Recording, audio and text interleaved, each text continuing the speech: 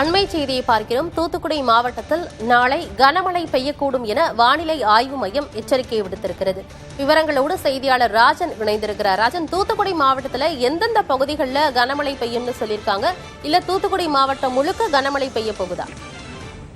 அதாவது தூத்துக்குடி மாவட்டத்துல பாத்தீங்கன்னா கடந்த 7 வாரங்களுக்கு முன்பு பெய்த கனமழையின் காரணமாக மக்கள் இயல்பு வாழ்க்கை மிகவும் பாதிக்கப்பட்டு பெரும் ஒரு சிரமத்துக்குள்ளாகினர். தற்பொழுது பாத்தீங்கன்னா இன்றைக்கு மேகமூட்டத்துடன் மாலைக்கு மேல் காணப்பட்டது.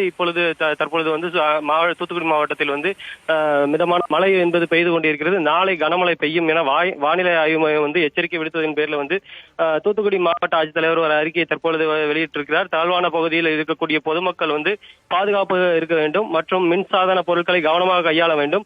மருதூர் மற்றும் திருவைகுண்டம் அணைக்கட்டு பகுதியில் களியாவூர் முதல் புன்னக்காயில் வரை தாமிரபரணி ஆற்றங்கரை ஒரு கிராம மக்கள் பாதுகாப்பான இடங்களுக்கு செல்ல வேண்டும் என ஒரு அறிவுறுத்தலும் இந்த ஒரு அறிக்கையில் தெரிவித்திருக்கிறார்.